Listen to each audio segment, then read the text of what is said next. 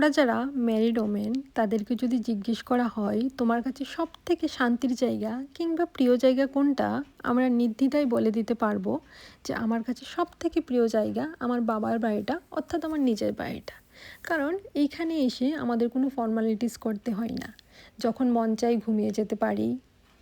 মা শত টায়ার্ড হলেও কোনো কিছু খাওয়ার মন চাইলে মার কাছে আবদার করতে পারি, এবং সেই আবদারটা 10 মিনিট কিংবা 30 মিনিটের মধ্যে পুরো হয়ে যায়। তাই বলি আমার কাছে সবথেকে প্রিয় জায়গা আমার বাড়িটা, কারণ এইখানে আমি গিল্ট ফ্রিভাবে থাকতে পারি। না, এর মানে মোটেও এটা না যে আমি শ্বশুরবাড়িতে এই জিনিসগুলি করতে পারছি না।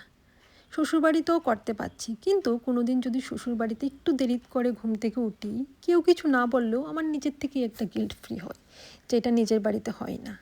আর আমার এই কথাগুলির সঙ্গে আমরা যারা ম্যারিড ওমেন আছি ওরাই রিলেট করতে পারবে।